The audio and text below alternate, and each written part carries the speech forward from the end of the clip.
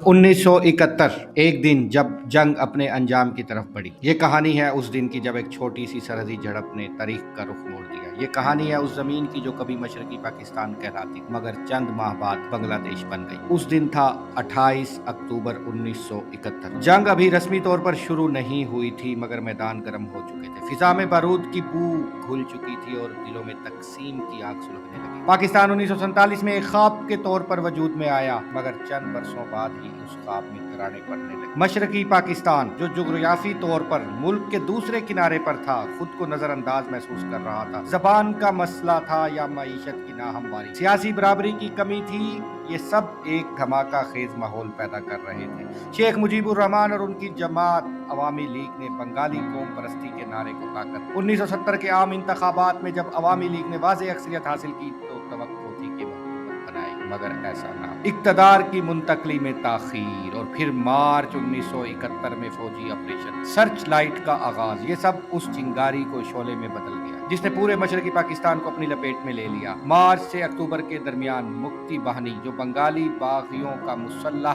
गिरोह था भारतीय हिमायत से ताकतवर होता गया। भारत ने खुलेआम पनाहगाहें, तरबियत और असला फराम किया।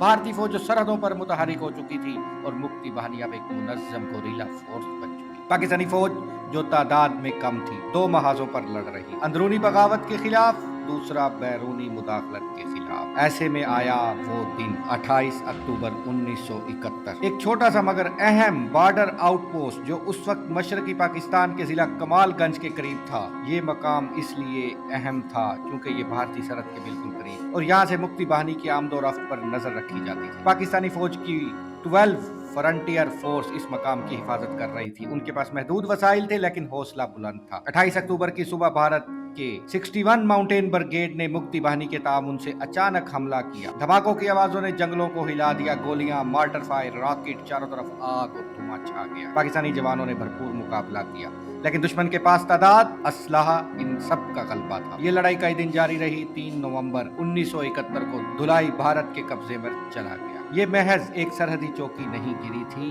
ये मशरकी पाकिस्तान की दिफाई दीवार में पहला बड़ा शिगाफ था। धुलाई के बाद भारतीय फौज ने महदूद कार्रवाई के बहाने सरहदी इलाकों में अपनी गिरफ्त मजबूत कर ली। दूसरी जानिब मगरबी पाकिस्तान को सूरत हाल की संगीनी का मुकम्मल अंदाजा नहीं हो रहा था। सियासी कमजोरी थी, फौजी दबाव था या बैनुल अक़वामी तन्हाई, ये सब मिलकर एक बड़े तूफान का पेश खेमा बन रहे थे। 3 दिसंबर 1971 को जंग रस्मी तौर पर शुरू हुई और सिर्फ 2 हफ्तों में 16 दिसंबर 1971 को ढाका पर भारतीय फौजें दाखिल हो गई। जनरल नियाजी ने हथियार डाले, दुनिया ने एक नया मुल्क बनते देखा, बांग्लादेश। 28 अक्टूबर का दिन हमें ये याद दिलाता है कि तारीख कभी अचानक नहीं बदलती, छोटे वाकयात के तसलसल से जन्म लेती है। धुलाई की लड़ाई शायद एक छोटा मार्का थी मगर इसने उस बड़े अलमिये का दरवाजा खोल दिया जिसे हम सकूत ढाका के नाम से जानते हैं। ये दिन हमें सोचने पर मजबूर करता है कि कौमें जब तकसीम, नफरत और नाइंसाफी में उलझ जाएं तो दुश्मन को उन पर हमला करने की जरूरत नहीं पड़ती, वो खुद बिखर जाती हैं। ये कहानी है एक इंतबा की कि इत्तेहाद और इंसाफ के बगैर कोई भी मुल्क चाहे कितना ताकतवर क्यों ना हो अपने वजूद को बरकरार नहीं रख सकता। कल फिर मुलाकात होगी एक और दिन और एक नई दास्तान के साथ। अल्लाह हाफिज।